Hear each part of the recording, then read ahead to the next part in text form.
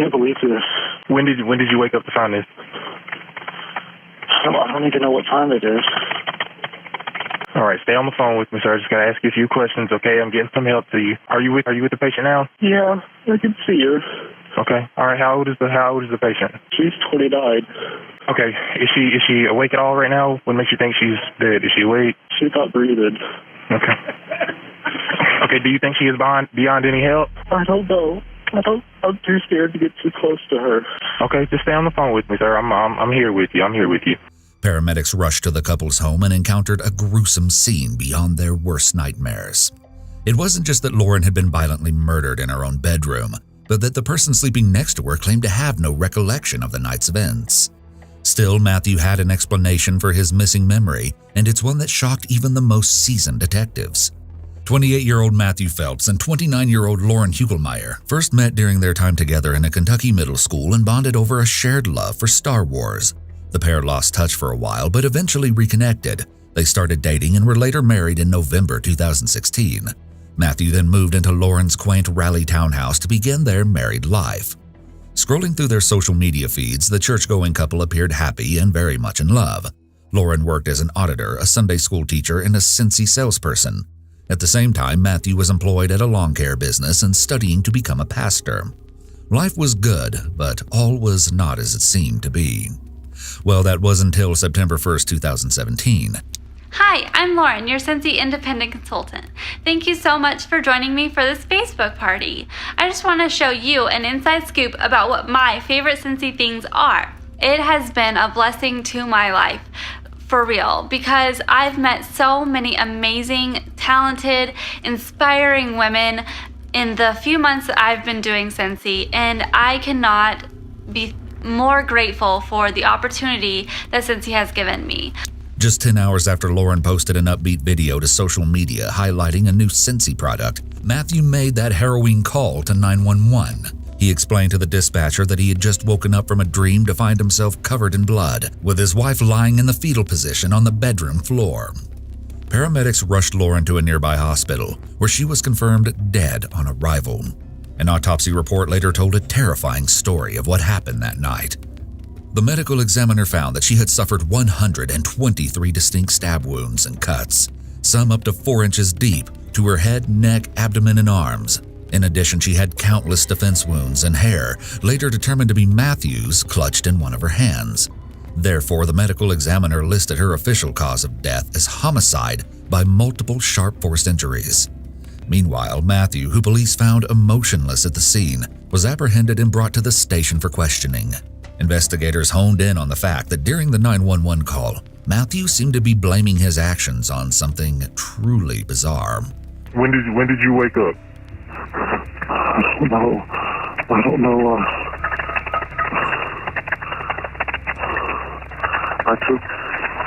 I took more medicine than I should have.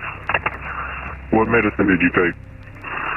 I took Coricidin, cough and cold, because I know it can make you feel good. So a lot of times I can't sleep at night. All right, so what? Are you sure she's not breathing? She's not moving. Oh my God. Yes, you heard right. He claimed to have accidentally killed his wife in a hallucinatory state after ingesting an excess of Coricidin cough and cold, an over-the-counter medication. Now, this is where things really start to go off the rails. Bayer, the manufacturer of Coricidin, quickly reacted and released a statement expressing condolences to the family. They also remarked there is no evidence to suggest that Coricidin is associated with violent behavior. Still, detectives located an empty package of Coricidin at the crime scene, but not everything about Matthew's story was adding up. The crime scene seemed staged, with the murder weapon and medicine neatly placed where they would be visible to authorities. It also appeared that Matthew had attempted to clean himself up before paramedics arrived, as there wasn't nearly as much blood on him as would be expected. Still, Matthew insisted that the cold medicine made him kill his wife. Then, 4 days after Lauren's death, Matthew appeared in court for the first time, facing a first-degree murder charge. He entered the room and kept his head low to avoid eye contact with Lauren's loved ones, as the judge explained the potential consequences of his actions. Shortly after, a medical report was released stating that Matthew didn't have enough quercetin in his system at the time to impact his reasoning, but he still didn't change his story. When Matthew's trial date finally arrived, prosecutors emphasized to the court that the attack on Lauren was both intentional and premeditated. They showed his search history leading up to the murder, which included questions like, how loopy does quercetin make you? And, have other people been high from quercetin? Adding even more fuel to the fire, investigators had conducted a luminol test at the house, which proved their suspicions that Matthew had tried to clean up the scene. Matthew's defense was basically grasping at straws and merely pointed to their client's seemingly harmless nature as the reason he should be found innocent. In reality, Michael's attorney was arguing a defense called diminished capacity. With a diminished capacity defense, any incapacitating factor, including voluntary intoxication, can be considered when evaluating a defendant's state of mind. Essentially, he is arguing that Matthew's mental condition was so diminished that he could not form the intent required to commit the crime. However, the fact that Matthew had made some suspicious internet searches cuts against this defense. On October 5, 2018, Matthew accepted a plea deal to avoid the death penalty and pled guilty to first-degree murder. He was given a life sentence without the possibility of parole. Following the sentencing, Matthew apologized to Lauren's loved ones. So, how did Matthew and Lauren go from marital bliss to murder in less than 1 year? Well, for starters, there were some financial difficulties. While Lauren had been rather thrifty in her spending, Matthew was known to blow large sums. I'm talking more money than he earned on iTunes and video games, forcing Lauren to pick up extra work. Things between them got so bad that Lauren actually confided in friends and family that she was thinking about leaving him just a short time after their wedding. Still, Matthew seemed like the perfect husband to those on the outside. But unbeknownst to everyone, he was hiding a darkness that had followed him since childhood. Matthew reportedly struggled with depression most of his life. He later became addicted to video games and frequently abused cold medicine.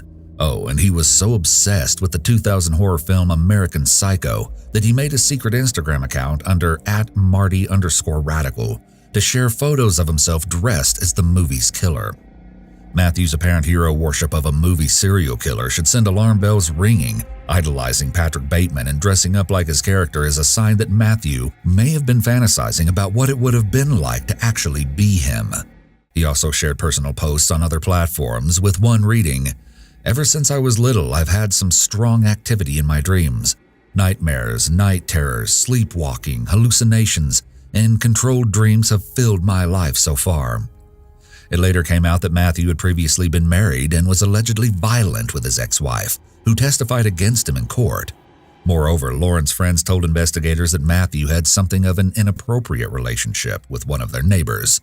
So yeah, there were some definite warning signs of trouble in paradise. Lauren's heartbroken sister released a statement to the media saying, "He seemed to love Lauren in spite of any flaws she could have and would do anything to make her happy. What we didn't know is that he was playing a game, a very deadly game. He was luring all of us into a trap by taking advantage of our kindness and generosity. We never once thought Lauren was in danger." Unfortunately, abusers are very good at hiding the truth from everyone who knows them. They are excellent actors and can play the role of doting partner in front of other people. It can be very difficult and often impossible for family members or friends to recognize that their loved one is in an abusive relationship. It's sometimes even difficult for the person involved in the relationship to recognize it as abuse. The abusive partner can be sweet and charming one day, but cruel the next, often leaving the victim confused or even blaming themselves. Here are some warning signs that someone may be an abuser. Aggressive behavior in previous relationships is a huge red flag that more violence will occur in future relationships. Frequently overspending on non-essential items when that money is needed for both partners' basic needs can be a sign of financial abuse. Blowing large sums of money and leaving Lauren to pick up more work like Matthew did shows not only irresponsibility, but a lack of respect. How to leave an abusive relationship. Leaving an abuser can be one of the most dangerous times.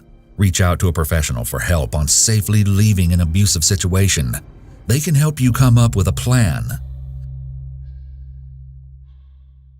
Now, let's move on from that tragic tale to another insane true crime story, shall we?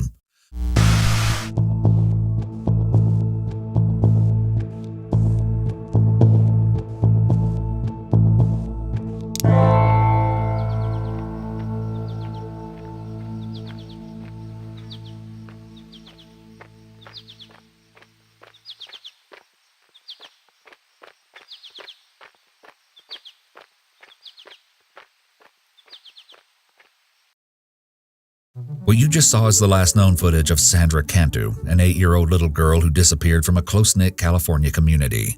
Little did anyone know that suspicion would soon fall on the most far-fetched of suspects. Sandra Renee Cantu was born on March 8, 2001 in Tracy, California, where she lived in a mobile home with their mother, Maria Chavez, grandparents, and 3 older siblings. March 27, 2009 was just like any other day, with Sandra returning home from school at around 4 in the afternoon. She happily skipped down the road to her friend's house to play, but when she didn't return in time for dinner, her mother instinctively knew something was terribly wrong. Maria scoured the neighborhood looking for her daughter, even going door to door, but no one had seen Sandra, so she contacted the police and reported her child missing. Authorities arrived at Maria's home, gathered a few details about Sandra, such as the clothes she was last seen wearing, a Hello Kitty shirt and black leggings. Officers immediately started canvassing the area in hopes of finding Sandra, but they got the same results as Sandra's mother. Meanwhile, Maria received a text from one of her neighbors, a local Sunday school teacher named Melissa Huckabee, reading, "Tell the police that I had something stolen today around 4 p.m. I don't know if that makes a difference or not." No one could have ever imagined the impact this message would later have on the case. So with a potential robbery on the same day, police intensified the search for Sandra and called in the FBI. They also utilized helicopters, divers, cadaver dogs, and hundreds of volunteers. In addition, the FBI and Trace Crime Stoppers posted a $2,000 reward for her safe return, which quickly grew to $30,000 thanks to generous donations as Sandra's disappearance appeared all over the media. Detectives turned their attention to a few shifty characters known around town, including a strange man driving an ice cream truck in the neighborhood on the same day Sandra went missing. At first, it seemed like a good lead, but he was quickly ruled out. Detectives were made aware of another man who lived near Sandra and had been seen giving her an inappropriate kiss 2 years earlier. While he was undoubtedly sketchy, he was also ruled out in the young girl's disappearance. Then a potential break came in the case when searchers uncovered a Hello Kitty shirt at the local dump. Unfortunately, Maria confirmed that it was not the same size or color as the one Sandra had been wearing. It was starting to feel like every lead they got was a dead end. But then, something truly bizarre happened during a candlelight vigil for Sandra. Roughly 6,000 people gathered to show their support for Sandra's family, including the police. However, the prayers were interrupted when a woman ran over to the police, very agitated, crying, hyperventilating, and holding a letter she claimed to have found on the ground reading, "Cantu locked in stolen suitcase, thrown in water on Bucketty Road and Whitehall Road. Witness." The woman calmed down and told the police that her suitcase had gone missing from her driveway the same day Sandra had vanished. Now, if you haven't already connected the dots, this woman was 28-year-old Melissa Huckabee. Police sent the letter in for forensic testing, noting the abundance of misspelled words and erratic handwriting. Police searched the area mentioned in the letter until finally, 10 days after Sandra disappeared, on April 6, 2009, local farmers made a grim discovery when draining an irrigation pond. They reported a black suitcase with a strong odor in the pond just north of the trailer park. Detectives rushed to the scene, and inside the tied-up suitcase, they found the body of a young girl in the fetal position, wearing a Hello Kitty shirt. Later, a medical examiner confirmed using dental records what everyone already suspected, that the victim was Sandra Cantu. The little girl had abrasions on her left elbow and lower lip, and experts also found an anti-anxiety medication in her system that Sandra had not been prescribed. Based on findings that suggested she'd been strangled with a shred of cloth fashioned into a noose, her cause of death was listed as homicidal asphyxiation. In an instant, the search for a missing child transformed into a hunt for a ruthless killer. While the FBI released a suspect profile of a white male between 20 and 40 years old with a history of violence against children, detectives were still suspicious of the woman who seemed to be continuously inserting herself into the investigation, Melissa Huckabee. Police went to Melissa's home to ask a few questions, and she asserted that she had been decorating her classroom at the local church during the time Sandra went missing. She also told them that she made a phone call around 4 that afternoon regarding her stolen suitcase. The officer asked Melissa why someone would take Sandra, to which she replied, "Why do people hurt other people? Because they're sick in the head. Disgusting." Melissa also said to detectives, "I don't know if you know this, but Sandra was my daughter's best friend," and explained that Sandra would often visit her home 10 to 15 times each day. Sandra was my daughter's best friend, came over here almost every day and played with my daughter. Police obtained her cell phone records, which verified that she'd made a call at that time, but they still weren't sure when exactly Sandra disappeared and needed to gather evidence. So they locked down the church where Melissa worked, searched her mobile home, and combed through her car for clues. Inside her car, investigators found a post-it note containing scribbles of the exact address of where Sandra's body was dumped. They also located a notebook in her home with the same paper as the letter she had given the police at the vigil. Oh, but the real nail in the coffin was that she left impressions of the letter on a different page, proving she had written the letter in that notebook. It's possible that Melissa wrote that letter and caused the scene at Sandra's vigil because she enjoyed the attention. Detectives uncovered a metal rolling pin often used to make bread for the Lord's Supper with a suspicious blood-like smear and a bent handle in the church. DNA tests would confirm the reddish-brown smudge to be Sandra's blood. Moreover, one of the blinds in the church was missing a cord matching the one used to tie the suitcase. As evidence mounted against her, the pressure became too much for Melissa, and she attempted to take her own life.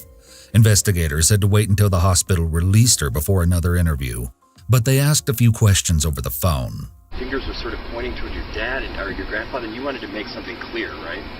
That was my suitcase. It was stolen out from in front of my house. So do you believe your missing suitcase was the same suitcase that Sandra was found in? I do not know. The suitcase that I've seen, from what I can see on TV, it does not look like my suitcase. Melissa, making it clear that she has only seen the suitcase Sandra was found in on TV, could be her way of ensuring she doesn't slip up by admitting she knows whether the suitcase was hers or not. By saying it doesn't look like hers, she also may have been attempting to shift suspicion away from herself. Police have not disclosed any information as to whether or not it is my suitcase. I know they are in the process of getting pictures of suitcases, my specific suitcase. Then an ex-Marine and his wife who lived nearby informed police that they had seen Melissa at the irrigation pond during the hours of interest in Sandra's disappearance. They described her as distracted and hurried and said she told them that she had just stopped to urinate. Melissa left the hospital a few days later, and when faced with the enormity of the evidence against her, she cracked and told investigators that she had killed Sandra. She insisted that it was all an accident and that they had been playing a game of hide-and-seek when Sandra locked herself in the suitcase. There was no confusion, given the evidence that Sandra had been assaulted with the rolling pin. Not to mention, detectives found the same drug that Sandra had in her system in Melissa's purse. Furthermore, a glance at her record showed that she had been accused of allegedly drugging another little girl earlier that year. However, based on a lack of proof, no charges were filed against Melissa. Investigators speculated that she had been practicing her calculated attack at that point. Melissa then confessed that she had put the bag in her car and forgotten about it, and by the time she remembered, Sandra was already dead, and she panicked. This confession may have been an impulsive story Melissa made up in an attempt to get in less trouble. At that point, she likely knew there was too much evidence against her to entirely get away with it, so she needed to say something to try and lessen the charges. Unfortunately for Melissa, her story wasn't adding up. At her trial, Melissa was described as somewhat of a loner who suffered from mental illness. Prosecutors alleged that Melissa had lured Sandra to the church before slipping her the drug and waiting for her to pass out. Then she assaulted and strangled the little girl before cramming her body into the suitcase and throwing it into the pond. Although Melissa appears to become emotional at times, it's unclear if this is genuine or if she is faking sadness for attention or to look sympathetic. Although she appears on the verge of tears a couple times, she does not actually cry. It's also possible that the emotion Melissa is feeling is because she got caught, not because of what she did. Melissa pleaded guilty to first-degree murder and kidnapping and was sentenced to life in prison without the possibility of parole to avoid the death penalty. She apologized to the Cantu family in court, saying, "I still cannot understand why I did what I did. Every day I try to discover my motivation, but I still do not have an answer. This is a question I will struggle with for the rest of my life." When asked about her motive for the crime, one officer stated, "Melissa's world was her daughter. Sandra was like the little flower child of the trailer park. Everybody liked her. Melissa's daughter is not like that. I don't know if there's some jealousy going on." Red flags. This case is every parent's worst nightmare because there do not appear to be many warning signs of what Melissa was capable of. However, the alleged prior attempt of drugging another child is one huge red flag in this case, but unfortunately, no one knew about it until after Sandra was attacked. Another red flag is that Melissa kept inserting herself into the case. It's likely that Melissa enjoyed the attention she got by being involved. The moral of this story is that Melissa Huckabee was a cold-hearted monster who robbed the world of a precious little light. Sandra's family can only take solace in the fact that this woman will never be able to do this again. All right, on that note, it's time for our last twisted true crime case. 16-year-old Rebecca Marie Watts, better known as Becky, was a teenage girl living in Bristol, United Kingdom when she seemingly vanished into thin air. While officers initially believed she may have simply run away, secrets hidden in her home reveal that she had actually been murdered in one of the most savage ways possible.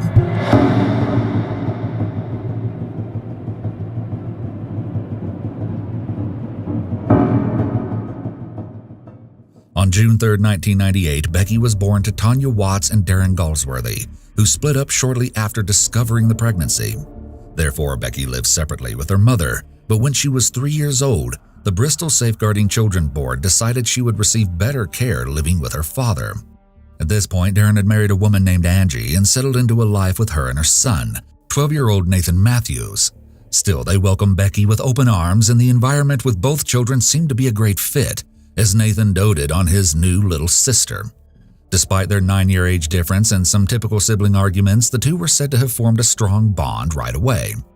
Unfortunately, however, Becky was bullied relentlessly in school, with teachers describing her as incredibly shy and quiet. As a result, she developed a severe eating disorder and became anxious when leaving her home. Becky continued to struggle with her mental health, so Angie called the Children and Young People Services for help with managing her stepdaughter's growing anxiety, but they failed to thoroughly investigate her claims. So instead, Becky began meeting with a social worker where she expressed feeling alone and fearful of someday being abducted. She also mentioned that a young male peer had threatened to post nude photos of her on the internet. Following this, Becky was removed from public school and enrolled in a hospital education service, where she seemingly thrived and even made some good friends.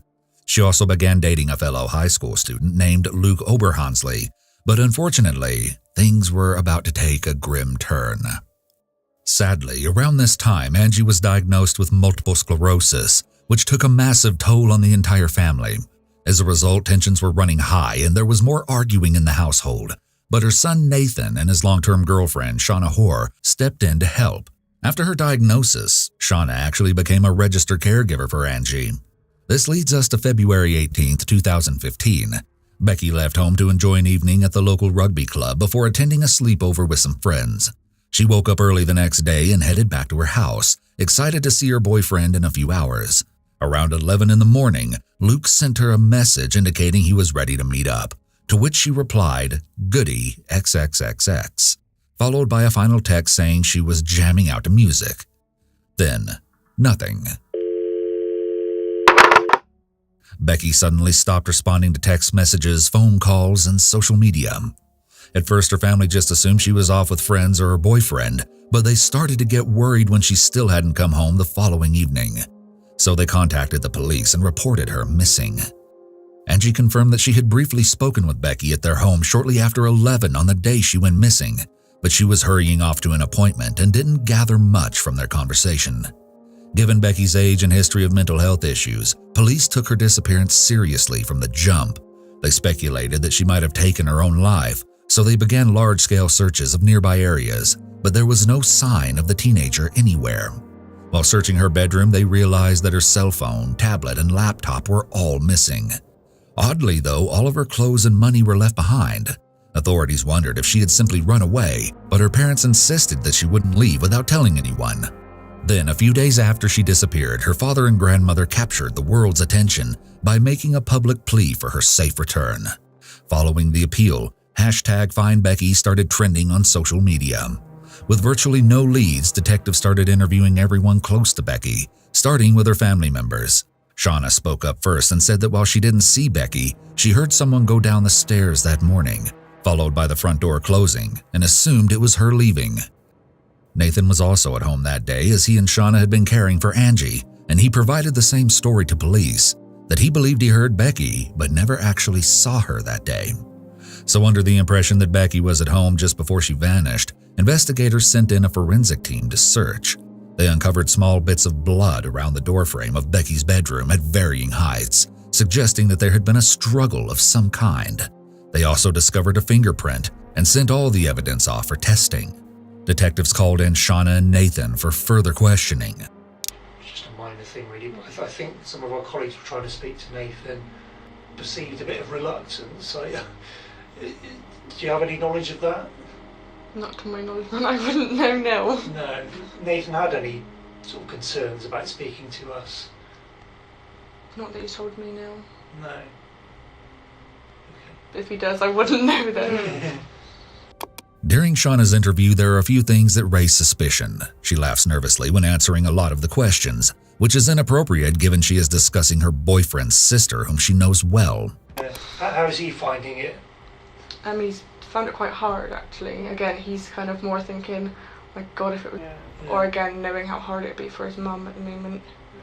You know, because Becky was almost like her daughter to her. Yeah. And over the weekend, have either you or Nathan been involved in searching for Becky or doing any No, of that I wasn't stuff aware they were doing a search. I didn't realise until, I think it was yesterday. Yeah. I went on my Facebook and obviously there was news articles and pictures popped up about that they did the search. Most people would likely be crying or at the very least not feel so lighthearted. She also moves her body away from the detectives, which indicates she wants to create distance for herself. On top of all this, she also refers to Becky in the past tense, despite her still being missing. During his interview, Nathan told investigators that he felt like Becky was rude and often manipulated his parents.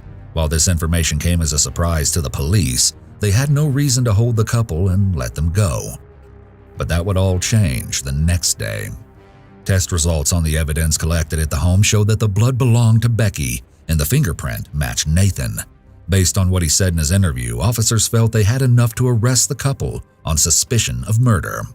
The pair insisted that they had nothing to do with Becky's disappearance, but back at the house, investigators revved up their search. Their living space was reportedly filthy, with piles of garbage on every surface, but strangely, the tub was sparkling clean. They also located a suspicious receipt from the day after Becky went missing, showing that someone bought a circular saw, goggles, and a face mask. Detectives pulled CCTV footage from the store and saw that Shauna and Nathan had purchased the incriminating items.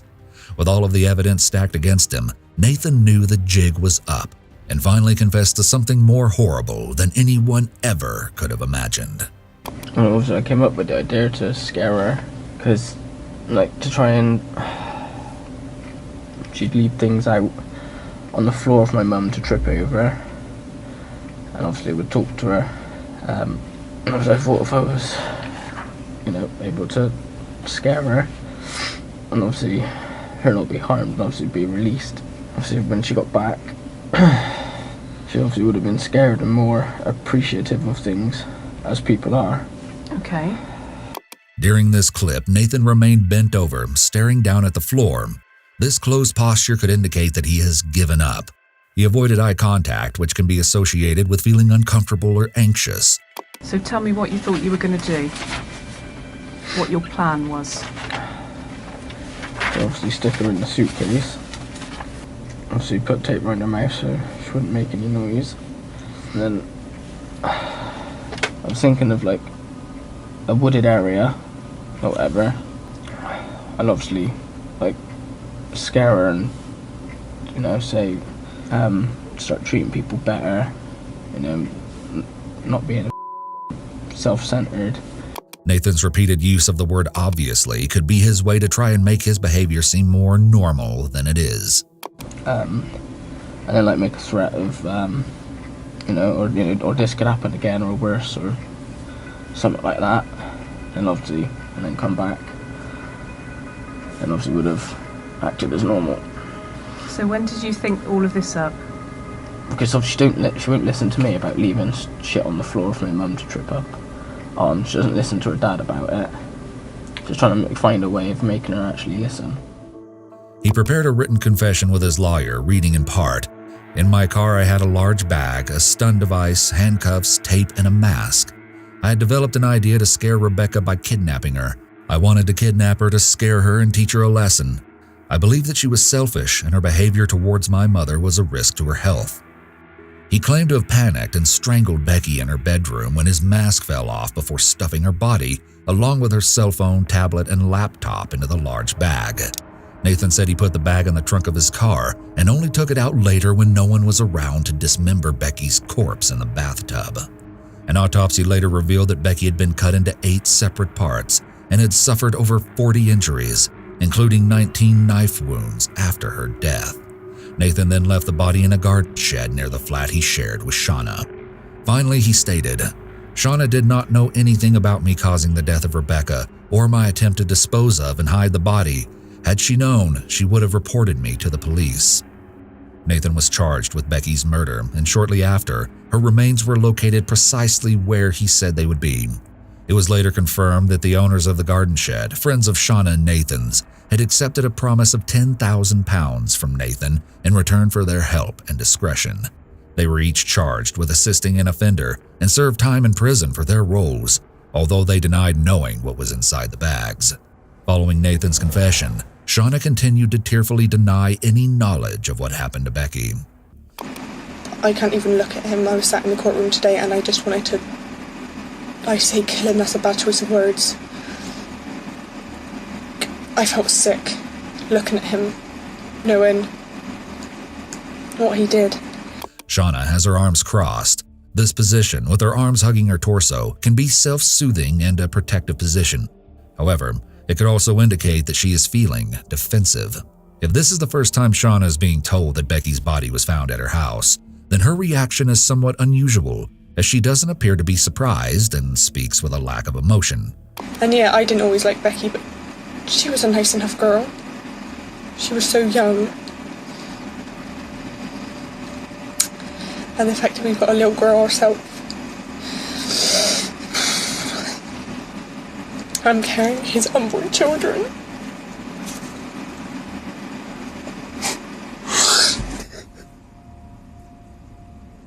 Shauna breaks down and cries at one point, but this show of emotion appears to be linked to herself and her unborn child rather than to Becky. Investigators felt confident that Shauna was more involved in the situation than she was letting on, but they still had to prove it.